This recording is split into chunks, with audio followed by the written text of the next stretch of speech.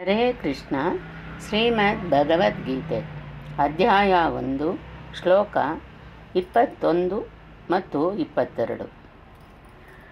ಅರ್ಜುನ ಉವಾಚ ಸೇನಯೋರುಭಯೋರ್ಮಧ್ಯೆ ರಥಂ ಸ್ಥಾಪಯಾಮ್ಯಚ್ಯುತ.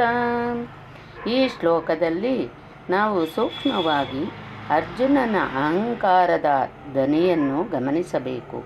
ಮೇ ಅಂದರೆ ನನ್ನ ಅರ್ಜುನನ ರಥದ ಸಾರಥ್ಯವನ್ನು ಸ್ವಯಂ ಶ್ರೀಕೃಷ್ಣ ವಹಿಸಿದ್ದರೂ ಕೂಡ ಇಲ್ಲಿ ಅಹಂಕಾರದಲ್ಲಿ ಆತ ಕೃಷ್ಣನನ್ನು ಸಾಮಾನ್ಯ ಸಾರಥಿಯಂತೆ ಮಾತನಾಡಿಸಿ ನನ್ನ ರಥವನ್ನು ಎರಡೂ ಸೈನ್ಯಗಳ ಮಧ್ಯದಲ್ಲಿ ನಿಲ್ಲಿಸು ಎಂದು ಆಜ್ಞೆ ಮಾಡುವ ಧ್ವನಿಯಲ್ಲಿ ಹೇಳುತ್ತಾನೆ. ಇಲ್ಲಿ ಅರ್ಜುನ ಶ್ರೀಕೃಷ್ಣನನ್ನು ಅಚ್ಯುತ ಎಂದು ಸಂಬೋಧಿಸುತ್ತಾನೆ. ಅಚ್ಯುತ ಎಂದರೆ ಸ್ವಯಂ ಚ್ಯುತಿ ಇಲ್ಲದ ಭಕ್ತರ ಚ್ಯುತಿಯನ್ನು ಹರಣ ಮಾಡುವ ಭಗವಂತ. ಬಾಹ್ಯವಾಗಿ ಅಹಂಕಾರ ತೋರಿದರೂ ಕೂಡ ಅರ್ಜುನನ ಅಂತರಾತ್ಮ ಮಾತ್ರ ಎಚ್ಚರದಿಂದಿತ್ತು. ಆ ಅಂತರಾತ್ಮ ಆತನ ಬಾಯಲ್ಲಿ ಈ ನಾಮವನ್ನು ನುಡಿಸಿದೆ. ಅಹಂಕಾರ ಎಂತಹ ಮಹಾತ್ಮರನ್ನೂ ಬಿಟ್ಟಿಲ್ಲ.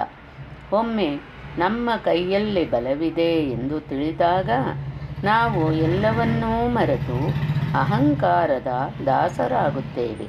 ಈ ಅಹಂಕಾರ ನಮ್ಮನ್ನು ಅಧೋಗತಿಗೆ ತಳ್ಳುತ್ತದೆ. ಅರ್ಜುನ ಮಹಾಜ್ಞಾನಿ ಮತ್ತು ಶ್ರೀಕೃಷ್ಣನ ಭಕ್ತ. ತನ್ನ ಭಕ್ತ ಅಹಂಕಾರಕ್ಕೊಳಪಟ್ಟಾಗ ಶ್ರೀಕೃಷ್ಣ ಯಾವ ರೀತಿ ಪ್ರತಿಕ್ರಿಯೆ ತೋರುತ್ತಾನೆ ಎನ್ನುವುದನ್ನು ಮುಂದಿನ ಶ್ಲೋಕಗಳಲ್ಲಿ ನೋಡೋಣ. ಶ್ಲೋಕ 22. ಯಾವದೇತಾನ್ನಿರೀಕ್ಷೇಯಂ ಯೋದ್ಧುಕಾಮಾನವಸ್ಥಿತಾನ್ ಕೈರ್ಮಯಾ ಸಹ ಯೋದ್ಧವ್ಯಂ ಅಸ್ಮಿನ್ ರಣಸಮುದ್ಯಮೇ. ಮಹಾಭಾರತ ಯುದ್ಧ ಇತಿಹಾಸದಲ್ಲಿ ದಾಖಲೆಯಾದ ಮೊದಲ ಜಾಗತಿಕ ಯುದ್ಧ. ಇಂತಹ ಯುದ್ಧದ ಮಂಚೂಣಿಯಲ್ಲಿ ನಿಂತ ಅರ್ಜುನ ಅಹಂಕಾರದಿಂದ ಮಾತನಾಡುತ್ತಿದ್ದಾನೆ. ಆತ ಶ್ರೀಕೃಷ್ಣನಲ್ಲಿ ಇಲ್ಲಿ ನೆರೆದ ಇವರತ್ತ ನಾನೊಮ್ಮೆ ಕಣ್ಣು ಹಾಯಿಸಬೇಕು.